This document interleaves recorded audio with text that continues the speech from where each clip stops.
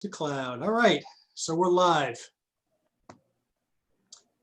Welcome everybody to the holiday edition of the Ultra Happy Hour.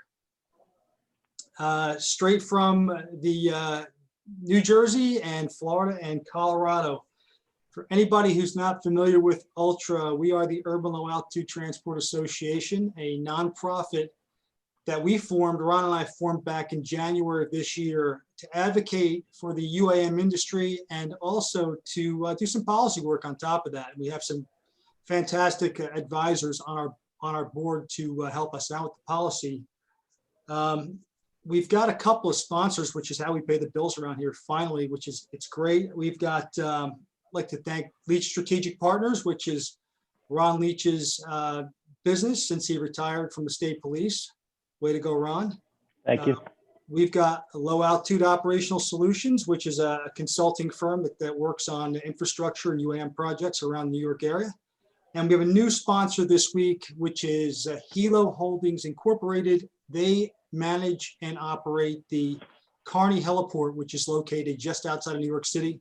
It's one of the, probably the only heliport slash FBO with 70,000 square feet of hangar space that's specifically designed for rotorcraft.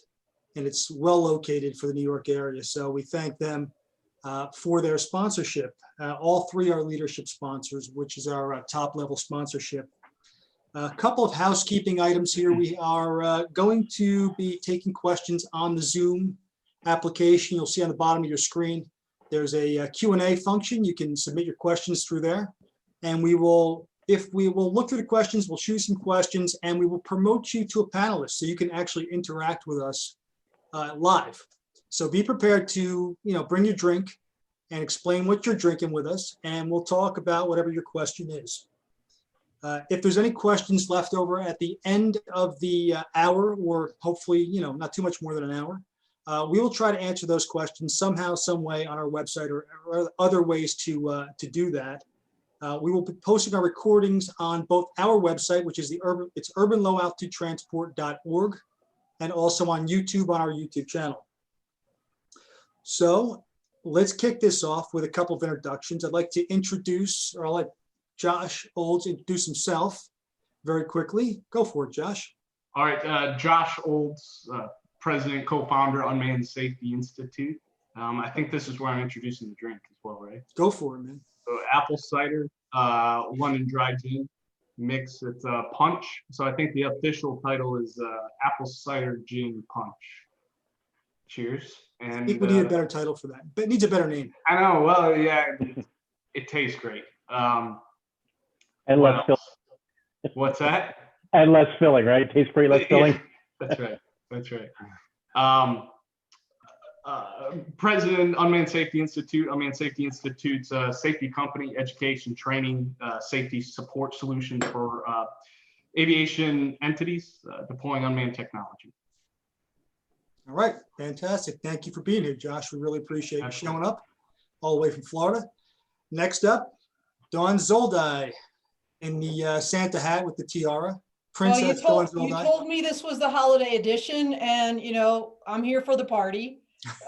So Dawn Zoldi here. I'm CEO and founder of P3 Tech Consulting, connecting people with a passion for advanced tech platforms with the policies and programs they need to succeed.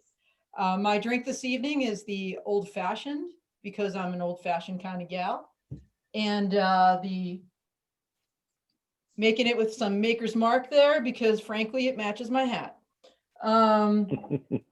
So anyway, great to be here. Looking forward to the discussion. Excellent. Thank you, Dawn, for being here. Dawn's also one of our senior advisors, and she's been on with us since almost the beginning. So thank you for sticking with us, Dawn, and growing this organization out with us. Next up, Ultra's Vice Chairman and founder of Leach Strategic Partners, Ron Leach. Thank you for joining us for round 3. It's on us tonight. Tonight I have a little bit of Knob Creek, and I floated single cube or the ice ball. I went with the ice ball tonight, but it's Knob Creek Blue Label. Highly recommend it. A little on the expensive side, but it's nice. So Leach Strategic Partners, what we do is we advise policies and procedures for public safety entities that want to get into the unmanned aircraft space. So, we have an extensive background with aviation and law enforcement, and combined with that, we keep people on the straight and narrow, constitutional, and safe. Thanks, Ray. Thank you, Ron. And Ron and I, again, founded this organization back in January, and it's been an interesting travel, through the COVID and all the other stuff going on. So, but it's coming along well. Thank you, Ron, for being on this team. I'm Ray Adams. I am the executive director and co-founder of Ultra, longtime air traffic controller in the New York area. Just trying to build this organization out, do some good things.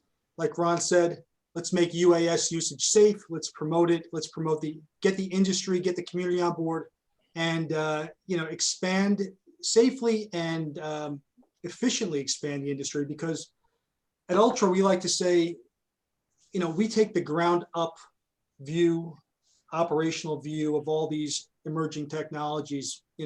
Air traffic control background, Ron with his pilot background. We've seen things come and go. We've seen how things work. And we wanted to bring that perspective to the industry. So that's what Ultra is. And we hope that you'll continue to follow us on these happy hours. We're going to do more of these things going forward. And I'll just, from there, go right into a toast, right? Simple toast here. Let's all raise our glasses to the Ultra happy hour. And hopefully I can get this right. It's very simple. And it is, may the best days of your past be the worst days of your future. Cheers. Cheers. Here. Outstanding. So Ray, I feel like this is like drunk history, but like drunk droning or something. I don't Drunk history is the next hour. Okay. We need to drink a little faster, or maybe hour 3, depending on how many drinks we have. So, let's just go into this. I'm going to start with Josh here. This is a laid back conversation, right? We're just going to kind of talk about what's going on in the industry, what Josh is doing, what Dawn's view of the industry is. So Josh, I just wanted to kind of start out with this, give us an idea of what USI's philosophy review is on the state of education in unmanned airspace systems or aircraft systems. I know we've talked a little bit about Part 107 and the requirements to fly commercial, but why don't you give us what your view is on how this whole thing should unfold as the industry expands? Sure. So, what's interesting about 107 is it's a broad category of operations, right? We're talking about aircraft that are 55 pounds and under. And when you look at a 55-pound unmanned aircraft, it's massive. I mean, it's the complexity of a system that's 55 pounds. There's a lot of kinetic mass behind that aircraft. So when you look at Unmanned Safety Institute, you look at the approach that's being taken from an educational perspective, it's one that's risk-based. So it's risk-based based upon size of the aircraft. So the kinetic mass of the aircraft and the complexity of the operation. So when you look at it from an aviation perspective, there's a lot of lines that can be drawn, and that's why I'm really interested in Ron's background with helicopters, because there's a lot of lines, linear lines that can be drawn from the use of helicopters and the complexity of different types of operations that you use helicopters for in the unmanned aircraft industry, and the way in which unmanned aircraft, they're being used for all sorts of different operations. And so early on, as a company, we determined, taking a risk-based approach, you have organizations, and again, we have really 2 major sectors of the company, commercial and academic. And what we found important was that whatever the commercial industry was doing, so in other words, if an organization had commercial operations and they were operating aircraft, for the longest time, 2016, 17, they were aircraft under 20 pounds. It was a lot of the aircraft you could buy commercial off the shelf. And so early on, we set a limit from an aircraft perspective, and we called it Stage 1. Stage 1 aircraft was aircraft 20 pounds and under, low risk category, so visual line of sight operations. At Stage 2, it was aircraft above 20 pounds, and it was more complex operations. So this means it could have been waverable. It was BV loss. It was an operation that brought more complexity, more liability to the operation. So looking at it from that perspective, taking a risk-based approach and looking at education and training across the industry, there's still a lot of confusion that exists, with 107 being you go to an FA testing center, you take the knowledge test, you have the knowledge, but there's a lack of skill set across the industry. And there's really no way to filter out or balance, so to speak, what makes this remote pilot certificate different than this RPC. So we're not looking at it on an equal playing ground. And the other aspect of that, and we started talking about this in about 2017, was this industry, I think, is unique beyond any other industry, because we're not just talking about aviation. We're talking about career tech ed clusters that are utilizing this technology across industries. So, aviation's been implemented across the industry, but when you prepare the workforce for the aviation industry, the idea is that that individual is going into a career in aviation. And so we're talking about the difference in career flying, big complex aircraft, being a risk averse, mitigating the risk from big operations, compared to using the aircraft as a tool. And again, looking at stage one, what are companies utilizing those stage one aircraft for? It's aerial inspection, it's low risk, low complexity type operations. And so one of the things that we see missing from the industry is this scalability of the remote pilot to ensure that we're mitigating risk and reducing the amount of liability being taken on by organizations, and helping support that hiring process to ensure that we're scaffolding this workforce, both internal to the organization and external, that future workforce, through education, so that we're raising the bar, we're making sure we're addressing, from the aviation industry, those knowledge, skill sets, and attitudes that you want to see in a pilot, and making sure that we're scaling those skill sets to meet those categories of complexities as we continue to scale into advanced air mobility, all the way down to that 10-pound aircraft. So there's a lot there, a lot to unpack. But Yeah, going back to your initial couple sentences of your answer, the first thing that struck me was, in what other aspect of aviation can you simply take a knowledge-based test and then operate in your job?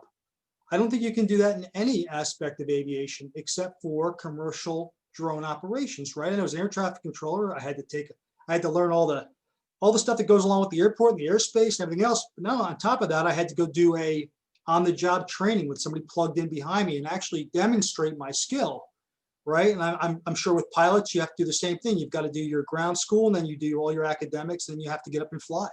So why did the FAA take that, why did the FAA take that road and just say, well, hey, if you want to fly commercially, we don't care if you've ever flown a drone ever, you can get a Part 107 license and now fly commercially. I don't get why they went down that, other than to get the industry rolling.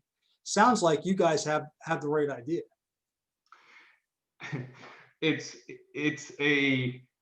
We believe it's the right idea, right? It's an approach that's being taken to reduce that liability. I think that's very important in this industry, because it's going to take that first accident, right?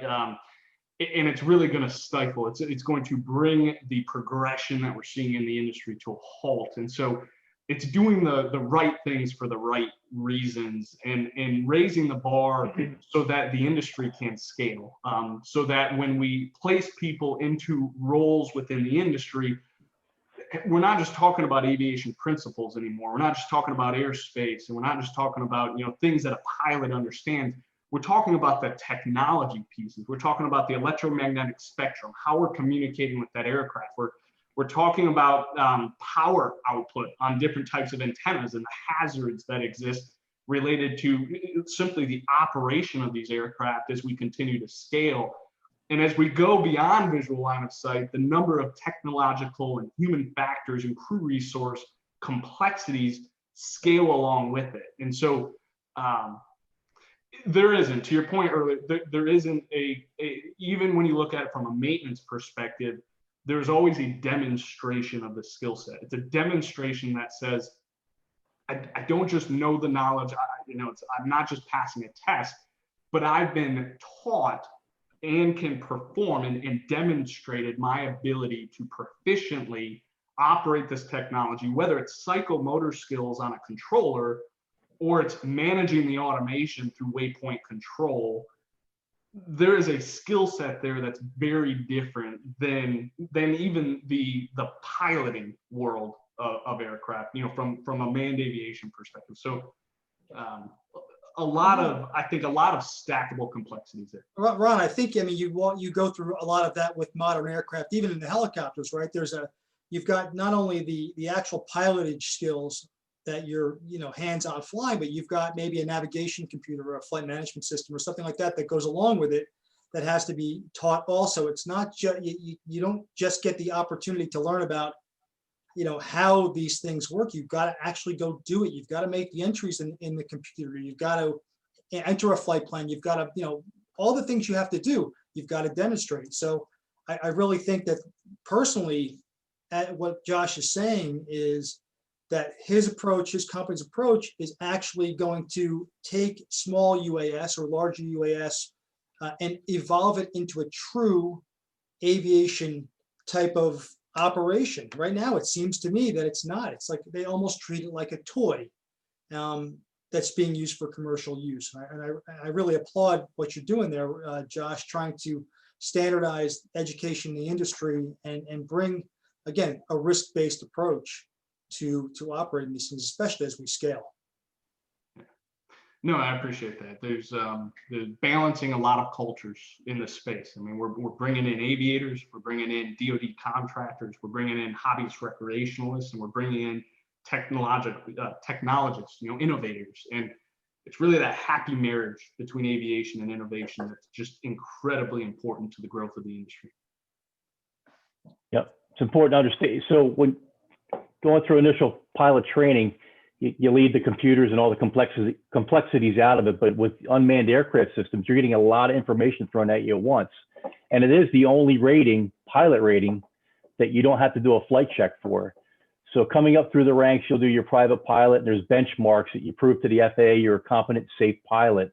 And as the aircraft get more complex, to what Josh and his organization is trying to do is professionalize and standardize, which is a really key component for safety. All right, the FAA wants to see a safe operation. You just can't go and take a low-time pilot and throw them into a complex aircraft and say, okay, go fly. Yeah, the controls are the same, but the methodologies are different, right? So you have to understand that.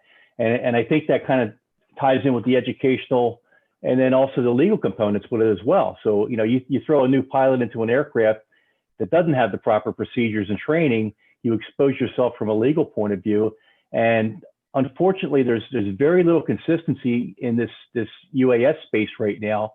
And if we're to have a successful UTM in the future, we have to have a strong base from the unmanned aircraft, the small stuff, as our building blocks. So you're playing my song there because you said legal, so I'll just jump right in. I was getting to you, Dawn. I was getting to you. I know you were. I know you were. No worries. Yeah, I think the key also is for, the legal crowd, and I know I see Lydia Hilton out there, a colleague and a friend, a fellow attorney. There's a handful of attorneys out there that kind of understand this space. Some have come directly from the FAA, some have just studied it deeply, but really understanding, the client, understanding, Josh, like what you're saying, what Spectrum is, how these things operate. I mean, I spent 25 years on active duty, some of them in real operations using drones. So, I've seen the flight line, I've been down there. Don't ask me to fly it. I've got no depth perception. That's probably why I'll never take a Part 107 test, because it just won't be good. Like, keep me flying the desk. We can help with that. And a couple more of these and it'll get worse, right? But I think the key is for the, not just for the, so let me talk to the lawyers for a second, and for the folks out that are not lawyers, that have lawyers, use lawyers that have experience in this space. For the lawyers that are out there, get to know your clients. but this is just an ever evolving area of law and policy. And unless you're in it, like full time, reading it, knowing what's going on in Europe, knowing what's happening at ICAO, what's happening, in Singapore, in South America and Africa, to see that, what's happening globally, you're kind of missing out. So I think that's the important thing, is to be able to bring that to the table. The other thing I'd say on education in general is kind of know your audience, right? So, you're talking specifically, Josh, I think about, the pilots, the operators. There's a whole ecosystem out there. I mean, you alluded to it. There's going to be maintainers. There's going to be we talked about lawyers. And so, and to your point, Ron, about from the ground up. Let's talk elementary school, right? Like, how are we inspiring kids to get into STEM and to want to even, get into drones, or later in life, advanced air mobility? How are we inspiring them? And what I would commend to your attention is there's a gal named Megan Salter. She's out in West Virginia. She was a woman to watch in UAS in my class of 2019 for education. And she started a whole drone program in her elementary school. And it's amazing the things they're doing there. And just to see more and more and more of that, you see more and more colleges having specific drone content, drone majors, drone, obviously in North Dakota, there's a big push there at Embry-Riddle and some other places. And obviously there's always research and development. But what I would suggest to you is at law schools, you're not seeing a lot of it. It's like, having been in the military, you're not, Peter Schmidt, love you, buddy. He's Nice. like upside down. I got a question out there, but he's upside down. He's doing aerobatics. Has the eggnog done this to you? No, I'm that way naturally. He's inverted. I'm inverted. What are you doing? Good. No, this is a great topic, and this is a good time because the question I have. So I should point out that I am a 107 pilot, and I have a couple hundred hours, I guess 400 hours now, and a fair amount of that is flying a 50+ pound prototype of our full-scale aircraft. So I definitely resonate with the risk of flying these larger aircraft, and agree professionalization is important. But you've got this giant community of people out there who buy a drone as a toy. And so my question was kind of for Dawn, but everybody else is welcome. Once remote ID is implemented, does that mean law enforcement officers will finally be able to take down a non-responding drone, so we can solve the rando with a drone causing problems issue? And because I feel like that would help facilitate people paying attention to the need for professionalization. I feel like we did a whole hour or so on this topic. We always talk about, and Travis Moran, he's not here with us, but toast to Travis, Toast to Travis. Toast to Travis. The careless, the clueless, the criminal, will remote ID change the authorities that local law enforcement has, boots on the ground? The answer is no. I mean, Ron knows this. Unless there's state or municipal laws or local laws on the books that they can enforce, right? So maybe it'll be some reckless endangerment or something, but the locals can enforce FAA regulations. They can call the FAA regional office and say, hey, I've got a live one here, but that's not really going to change. I mean, it might help them identify who the perp is or the clueless person. But beyond that, unless we move at the local level to actually have specific laws on the books. Now, like I said, there are some. It's not like it's going to be the wild, wild west still. But they don't have the authority to write tickets for FAA infractions. The FAA has to do that. And frankly, local law enforcement and the FAA, they're not manned to do it. Yeah. They're just not manned to do it. And to Ron's point earlier also, because we've talked about this so much, there's also not a lot of training necessarily, right, at that local level. I know Drone Responders is out there, but a lot of their focus is on the tactical use of drones, I don't want to say offensively, but in support of their own operations, not in responding to drone infractions. And so I don't know that RID is going to really change that. That's a local and municipal and state issue. Let's bring that back to education now, though, right? So if we're out there and promoting education among even the hobbyist user of small UAS, does it help us minimize the random acts of careless or clueless. Now the criminal is a whole different story, right? But can we through standardized training, education and training that is pervasive and maybe even somewhat mandated throughout the industry or throughout the hobby community to some extent, if FA were to change a regulation, I'm not advocating for it, but could we eliminate some of that accidental careless behavior that might be nuisance behavior, might be hazardous to, manned aircraft? Is it possible? What do you think, Josh? Yeah, I mean, I absolutely think so. I think, going back to Dawn's point earlier of the elementary schools and promoting aviation, right? We're not just promoting remote piloting, but the reality is that's where the aviation bug, so to speak, begins. It's in early elementary. That's, for me, that's where it started. It was in elementary, middle school. It was having, and I grew up in rural, Michigan, in the middle of nowhere, but I always saw the airplanes, took a corporate business trip. That type of stuff begins early in somebody's life where they start gaining interest in being able to fly. And so the ability to implement this is I call it a grassroots approach to education, to knowledge, because look, everybody has a son, a daughter, a niece, a nephew, and they talk about the neat things they're doing at school.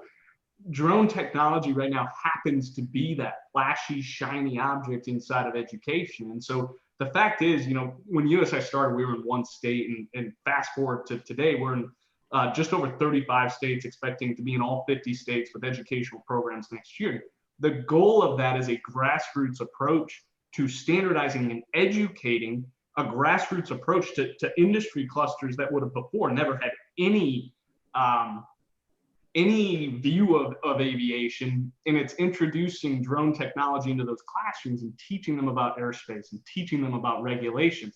It's dry content, but it's really important as we continue to scale this industry that the nation as a whole and all the different industry clusters realize that, anytime these aircraft are leaving the ground, even as tools, they're entering the national airspace, and we do that through a grassroots education effort. And you're really there's a couple of things happening. One, you're educating them on regulations. What can you do? What can't you do? But two, it's public perception. You're changing public perception around unmanned technology. Think back to 2016 and what the public perception was around even the term drone. It was a very negative connotation. The DoD was pushing hard against not using it. Well, fast forward to 2020, it's a normal term. It's the way we talk about the technology. That is public perception shifting, and through education, we can continue to do that. And I think it'll bring around change and technology integration quicker. And I want to jump on that because, I don't think it also, especially at the lower levels, right, with the kids, it doesn't need to be dry. It can be fun. So there was just an outfit here in Colorado Springs, drone soccer. They literally have drone soccer. It's like these little drones in a bubble. It's like Quidditch, the Harry Potter thing. You fly it like through the hoop. And I'll tell you, they were lined up around the block at the Space Center here to play that. They have leagues. I mean, talk about getting kids excited. And not only that, but they give the kids a kit. They have to build it. First, they have to build it. They have to code it. And then they get to fly it and compete.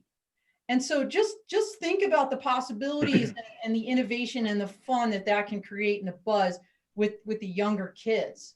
But I see Katie Gilmore on here from Minnesota DOT. Hey, Katie, absolutely this idea of at the state level, there needs to be education, there needs to be training. I think a challenge are budgets, right? So when you look at the departments of transportation, the aviation branches, they're not flush with funds to have some big public outreach campaign. Even the FAA, I mean, they had some flashy stuff for a little bit. They have a good website, but the money isn't there for that. So you have to get innovative and creative in how you can do that, right? So absolutely. So, this might be a good time to announce this, that Ultra has partnered with USI, Unmanned Safety Institute, to try to implement exactly what you're talking about. Going to the grassroots, getting into the high schools and even possibly the middle schools, and then building out the enthusiasm for UAS, for drones. And then of course, as you build out that enthusiasm, like you said, Dawn, with the kit building and the sports, if you want to call it sports, I mean, maybe it's a different kind of sport, but you know, you build up your eventual workforce in drones, in UAS, by starting down there in the middle school to the high school. And we're here, you know, at Ultra to promote that. We like the idea of getting in early to bring that safety culture in that needs to be there through the educational process, so that when these kids, young adults, emerge from high school, either go to college or go directly to the workforce, because they could conceivably walk out of high school with marketable skills in the industry for those kids that maybe don't want to go to college. Maybe it's not their thing, but they're really good at flying drones, and they're really good at building drones, and they walk out with a marketable skill that can pay the bills right off the bat.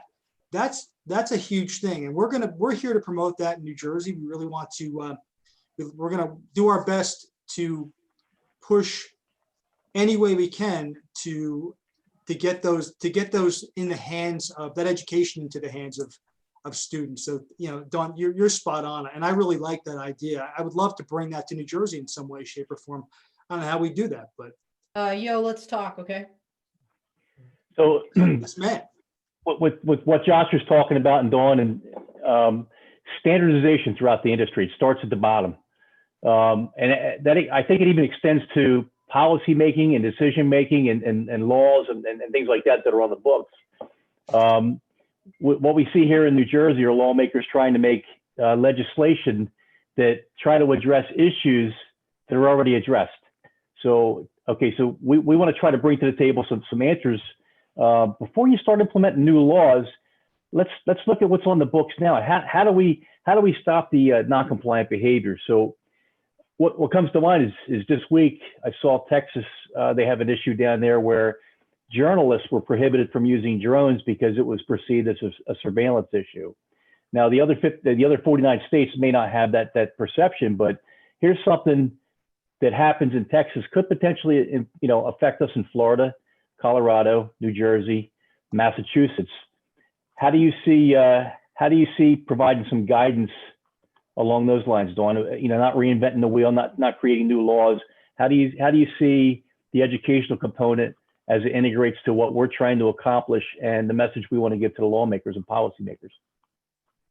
You know, there's a lot of trade and other organizations that I think have a lobbying and other voice that would be useful. Like what comes to mind immediately when you're talking about the state level is the NASAO, right? The National Association of State Aviation Officials.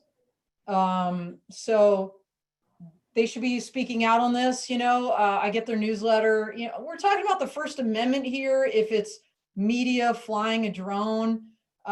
So yeah, I just saw actually on Facebook on one of these forums where I don't know if it was a legislator was talking about shooting a drone out of the sky, and everybody was piling on like, hey, can someone tell this guy it's completely illegal? And it's just like, these are people making our laws.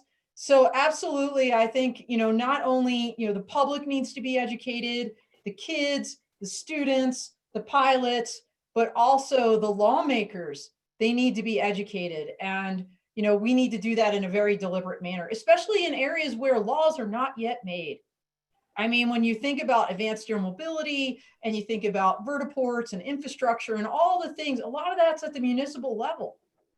Building codes, electric codes, you know, and if you're not talking at that local level and educating people and knocking on their door, you're gonna get some regulation or rule that's not going to be helpful. And so I think, Ray, you've got a lot of experience. I know you've got a lot of connections in the New Jersey area. Congratulations on your appointment with the New Jersey governor to be an advisor on this. Couldn't have picked a better person, because that's great that you have that connection, and now you have a voice where you can educate them on this is what it needs to look like. So that's really important. Yeah, it's going to be a great platform. Hopefully we can get the task force up and running soon. I have some questions out to see when that's going to come to fruition because of the whole COVID thing, but it was actually put into law earlier this year. So Why thank don't you. you expand upon that so let the audience know what exactly it was you were appointed to? Okay. I want to be modest. I was fortunate enough to be appointed to the New Jersey Public Use Airports Task Force, which was by Governor Murphy. Thank you, Governor Murphy, for that. Which was put into law earlier this year, which has a pretty wide purview about how we're going to use our public airports and further their use in the aerospace, basically build out the aerospace industry in New Jersey. Without going into all the details, but I'm really looking forward to getting that going and doing whatever I can to build out the industry that I have spent 30 years in a state that I've spent almost 50 years in. I get the opportunity to do this. So thanks for bringing it up. And I want to move on to Matt Kroniak. Matt's a good friend of mine. Matt's with the BLET, which is the trainman, and he has a question or a comment about what's going on with the employers and the railroads. Go ahead, Matt. Unmute yourself and get on there. Yeah, the railroads are looking to use drones, and it's basically just to watch the railroad properties and stuff like that. And I wanted to know, do these guys have to take any specific classes? Well, they need to be licensed. Ron's like, yeah. Yeah. Oh, So Well, you got to be licensed, but that doesn't mean you got to take any classes, right? I mean, it's not like they're being. They just have to take the test, right? Is that what it comes down to? So yeah, if you know the railroad's going to use it, they're using it in the line of their commerce. They clearly are not hobbyists, so they are 107 pilots at the very minimum. The other thing too is up here in the Northeast, all the railways go through major metropolitan areas with big airports. So it's not just a matter of taking a 107 written test, it's understanding the environment you're going to operate in from point A to point B. So if they don't have the experience or the understanding of what they're getting themselves into, I think the railroad's going to be exposed to some liabilities if there's a violation of the federal airspace. The FAA doesn't care who you work for. They're in charge of the safety of the national airspace system. If you have that license that says, I know what I'm getting into, I'm going to fly this, and something goes sideways or somebody reports you, you're going to have some explaining to do as to why you maybe busted Class B airspace, like around Newark or Philadelphia or some other airport that you weren't supposed to be operating in without permission. I mean, I represent every railroad in the country. So, I mean, and they're trying to do this all over the country. Well, Matt, it depends on what exactly you want to do. If you're talking like surveillance, or you're talking inspection, or you're talking long Inspection of the properties. Sounds like a security thing. Security. Is it security or for inspection? Security of the properties. Yeah, so you got to build that use case, right? And figure out what is it. Okay, here's what we want to do. Here's where we want to fly. Now, what do we need to do it? And that's where if you don't have experience here, that's where you need to consult with somebody that actually has a clue, because besides just a license to fly, you may need special approvals from the FAA. If you want to do it at night, you're going to need a waiver. Are you going to be flying over people? You're going to need a waiver, which Drone Up just got for the first time. So that's kind of huge. So again, we should talk offline about that, but it's a great use case what you guys want to do. And I'm glad to hear that they want to do it all over the country. That's exactly right. That's what we want to hear. Let's just make sure that we're doing it right. That's all. Yeah. So let's look at this right from a liability standpoint.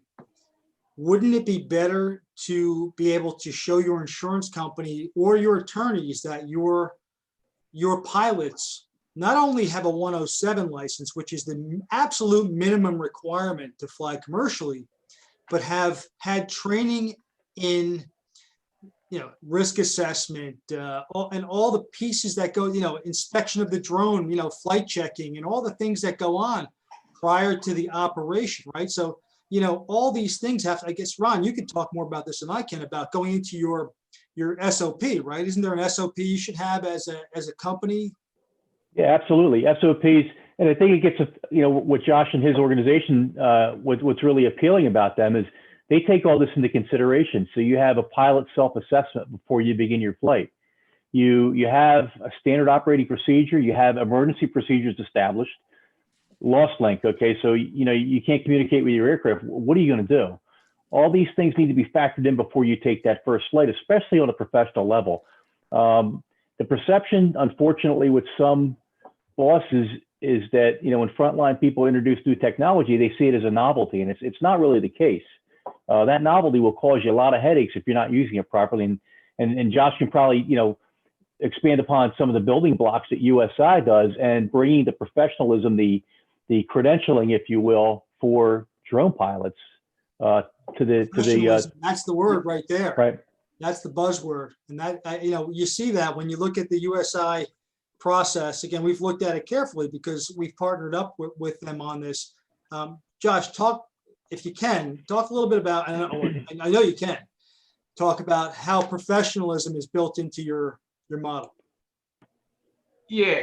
So the idea here is in everything everybody's saying is spot on. It's identifying and defining the concept of operation, because at the end of the day, if this is a tool that they're using as part of the job, if it's security for sites, if that is the concept of operation, then what we're defining is an operation that brings low risk, low liability to the organization, as long as the aircraft are a kinetic mass that's not a massive risk profile, and your pilots are educated and trained for the type of operations they're conducting, which means there's going to be areas of green that they're allowed to fly and operate in because it's low risk, low complexity visual line of sight operations.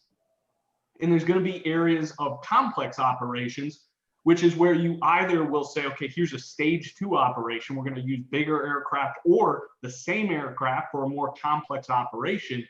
The pilots are going to have more education, more training if they're operating in an area that they need special airspace authorizations or waivers for BVLOS.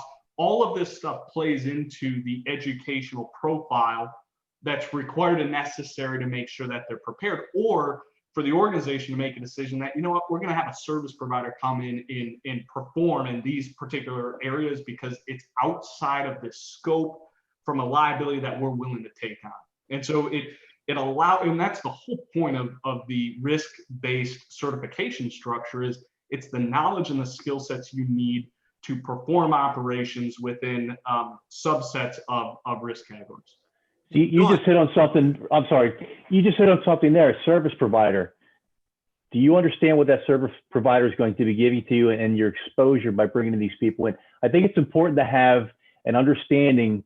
So yeah, you want to hire a drone company. Okay, it's not just a matter of hiring that drone company. Is it, Joe Schmo and I just got my drone and I got my shingle out and I'm going to go and fly that railroad and do the inspection.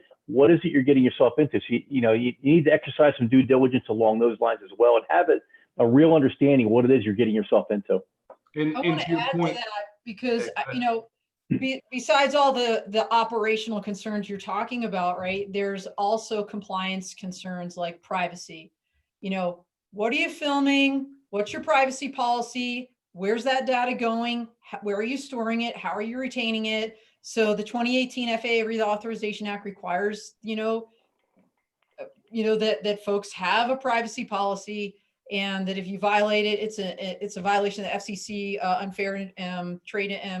unfair and deceptive practices under the Fair FTC Act. And on the flip side of that, God forbid something happens, right? So you talked about safety. What happens when there is an accident? What are your procedures? How are you investigating that? How are you documenting it for liability purposes? Especially if somebody gets injured. None of this is publicly available. There's no here's my kit in a box of everything I need for my program. This is why I'm saying you should really be consulting with somebody, and looking holistically. And sometimes it must be a team. Folks like Josh and USI that can do the training, and then maybe a legal team that can come in on the backside and make sure all those compliance boxes are checked and can review your manuals and your policies so that if something, and your insurance policy and any contracts you have, so that everything's squared away. So your in-house legal team, if you're going to run a drone operation, your in-house legal team, if you have one, has to really understand the evolving law around UAS. Does that make sense to you, Dawn? Yeah, and often, like, my guess is the railroad legal team, whoever they are, may not very well have a clue about this. And that's why I think, so lawyers are often plugged in the American Bar Association. There's a ton of resources out there, and lawyers tend to know each other and be able to network, right? So lawyers are usually smart enough to know when they're not competent in an area and to reach out, to phone a friend and to get somebody else to do that work, because we have rules of professional responsibility. I mean, just to be clear, my consulting company is not a law firm, but Lydia has a law firm as an example. This is what she does.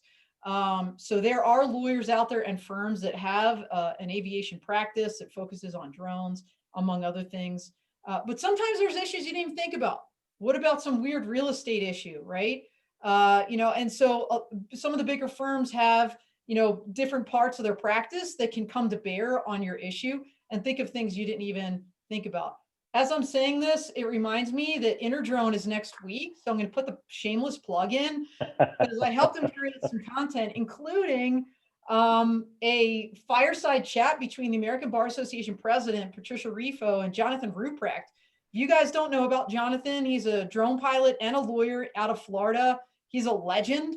And they talk about the top 10 reasons why you should hire an attorney drone, in the commercial drone industry. So over to you, Ron. Is there any linkage between what Josh is doing and the legal side? Is there a connection there that can be drawn that you see, that where maybe attorneys need to understand more about the process that Josh, his company's teaching and training? Yeah, I'm going to hit him up afterwards because I actually want to take his class, to be honest with you. But no, because I want to learn. I probably won't be able to fly this thing without crashing it, but I want to be able to understand the technology behind it, so it will make me better as an attorney and as a consultant. But oftentimes, what you need is a dream. Here. What you need is a dream team. It's not just like, hey, here's my solution over here, this one company. If you can bring the A team together and you have, one of each flavor that can bring their perspective, now you've got it. Now you've got a template. I like to think we have the dream team at Ultra, personally. So this is a fireside chat without the fire. We had Peter on before, right? Peter's building his own airplane. He's building his own VTOL. I mean, geez, doesn't get any better than that, right? He's inverted, communicating. We've got energy people. We got all sorts of people.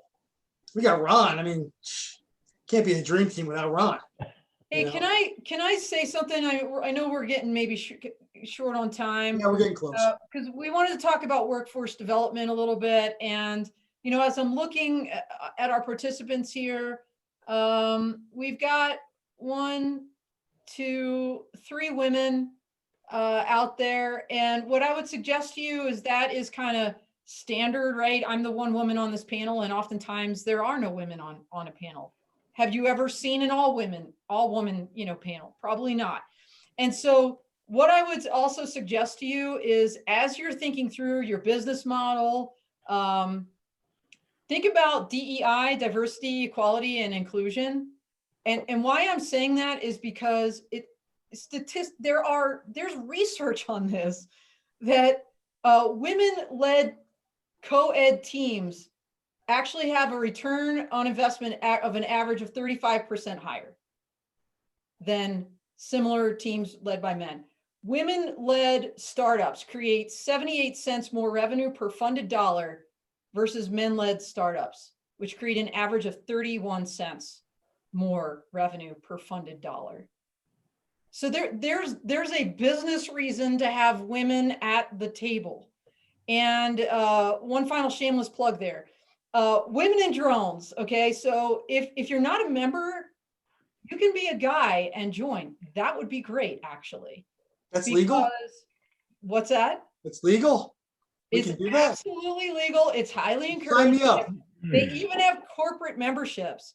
But what I want to talk about for 1 second is the Women to Watch award, because it propelled my career.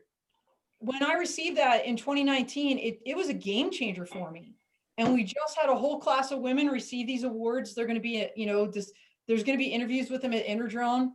But in the new year, it's the 5-year anniversary of this award. And I will tell you, nominate people. It's free.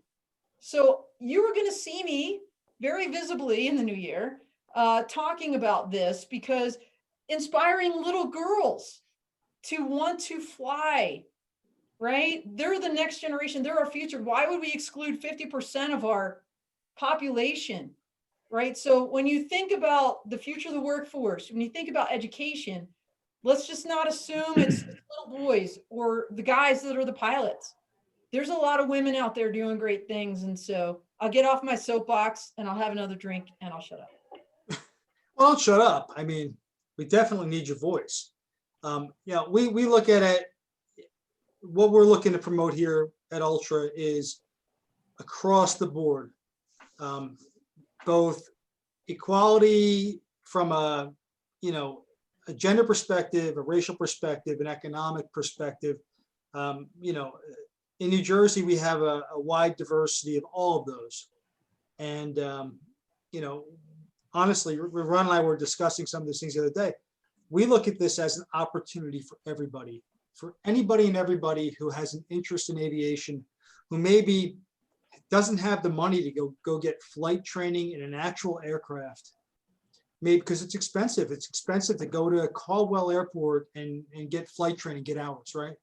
But you can be part of the aviation community by becoming a commercial drone pilot starting in 8th grade through your high school, walking out with a marketable skill in the aviation industry. I mean, that's, to me, that's a path from the underclass to the middle class. And it's really what it comes down to. And that's really, really important to me. It goes to my when I grew up, we didn't have a lot of money. So it's really, really important to me to promote those types of programs.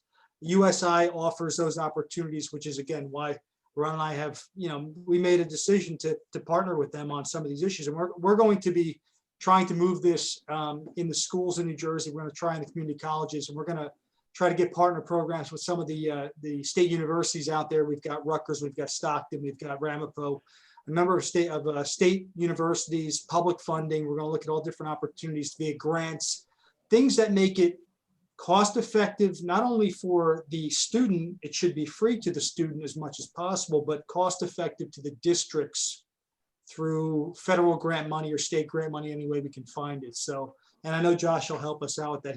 He's already given us some ideas. So yeah, diversity, inclusion, that's a huge part of what we see going forward in the industry. Absolutely, Dawn. So thank you for bringing that up.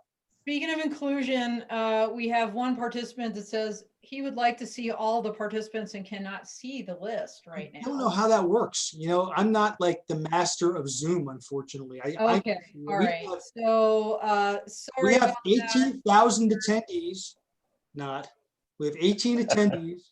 So I have a point of order. Can they see the Q&A or just us? I don't know. So a lot of people are putting great stuff in the Q&A that would be better for chat, honestly, because they're not questions and they're really great comments. Okay. I like this comment. Dawn, you can totally fly a drone and you should try it. I saw that. So you know what? I might do that in the new year. I have a lot of New Year's resolutions. I've got big announcements coming in 2021. So stay tuned. But that might be something I try to do is get my son is a junior at Rensselaer Polytechnic Institute. Oh, wow. Engineering major. Yeah, he got his 107 this summer and just fell in love with drones. I linked him up with one of our local guys here, Ken Haynes, AGL Drone Solutions. And he was out there doing his internship this summer and fell absolutely in love with it. So, just exposing people to this technology. And to your point also, Ray, this technology is an equalizer. My successor in this Woman to Watch Leadership Award is a woman from Switzerland. Denise Susilo is her name. Her company is called Outbright, and Outbright International, and she's doing all these humanitarian things. In fact, she led the African Drone Forum Ops, but she's doing some research on this, and expect some additional writings from her. Yale grad, and actually was a 2006 Olympiad for the German hockey team. So I like hockey. I'm like, whoa, I'm not worthy. Like, I interviewed her. Where's the Rangers hat? Hold on. Go Rangers. There you go. Lou's on here, right? Lou, go Rangers, not Islanders. Yeah. So good stuff. Good stuff. So think about where we are in aviation, right? Just barely 100 years ago, the Wright brothers were flying, and they didn't care to go around the world. They cared to fly 50 feet without crashing and hurting themselves. Unmanned aircraft systems, the small UAS, literally puts a pilot license in the hands of anyone at a fraction of the cost of an airplane pilot. So the door is wide open. The industry is it's blossoming. To get in here now, you're going to be on the ground floor and make it a career. The possibilities, it's no longer just being a drone pilot. Is what do you do for a trade school or college degree? You can integrate a drone. When I talk to clients, I say it's easier for me to tell you what not to do with your aircraft than what it is you can do. The sky's the limit, literally. So it's kind of an exciting time to be in on this, and seeing some of the consolidation, standardization, I think is really going to be a driver for this, the safety aspect of it, and even the dry stuff. You know what? You got to take the good with the bad, but you're still going to be responsible for it. So it's all good. It's exciting times. And we know the next wave is advanced air mobility. Yeah. Right. I mean, Lillian is talking about by 2025 having autonomous taxis flying around Florida. No, Joby was saying 2023 today on CNBC, because they just bought Uber. Hold on, Uber Elevate gave them the company and $75 million, but they acquired Uber Elevate today. Yeah. So right? Start working it now. Yeah. No, it's putting coming. in the No doubt. infrastructure now. Absolutely. I wanted to give a quick shout out. I see Pete Maracas on here. Pete, he is a senior guy at the FAA Technical Center down in Atlantic City, which does, yes, salute to Pete. That was a SAT salute. I got the big salute going, right, Ron? That's SAT. The eyebrow right there. Even the colonel. Pete runs the Datacom, a lot of the Datacom stuff that I worked on down. He runs the lab down there, which is all the telemetry, all the communication via VHF link that we do with the aircraft now, directly with the avionics on the aircraft, which is huge because a lot of these, UAM are going to go toward automation and potentially, tactical trajectory changes based upon, whatever the remote ID stuff comes with or whatever. So I just wanted to give a shout out to Pete, because Pete's been working that stuff for forever and actually helped us implement. Actually, he was one of the key guys in implementing the Datacom program for the FAA. So Pete, glad you showed up today. It's awesome. I'm with you, Dawn. Guys, it's 7 o'clock. I don't know what your schedules look like. Who's got to eat dinner, who's got to have another drink, but I'm willing to talk more. If we have let me see what other kind of questions we got, or we can call it. It's up to you guys. I'm here, whatever, I can do whatever. I would actually be a really horrible mother if I didn't soon join my youngest son's birthday dinner. Oh, yeah. I think we should let you go for that. Yeah, that might be good. Yeah. Appreciate that. So let's wrap this up then. I hope this was informative to everybody out there. I really appreciate Josh and Dawn for doing this with us. I always appreciate Ron, who is always up on the left-hand corner of my top corner of my screen, because he's always the second one on the call behind me. We hope we answered everybody's questions. Peter, thank you for chiming in. We really appreciate it. Matt, great to talk to you. Tommy, good to see you. Thanks for showing up. Ralph, thanks for showing up. Everybody, this will be posted to our website. It'll be posted to our YouTube channel. If you have any questions, urbanlow-altitude-transport.org, Unmanned Safety Institute, P3 Tech Consulting. Everybody, have a great night and cheers. Merry Christmas. If we don't see Merry you. Christmas. Christmas. Happy holidays. Take care. Take care.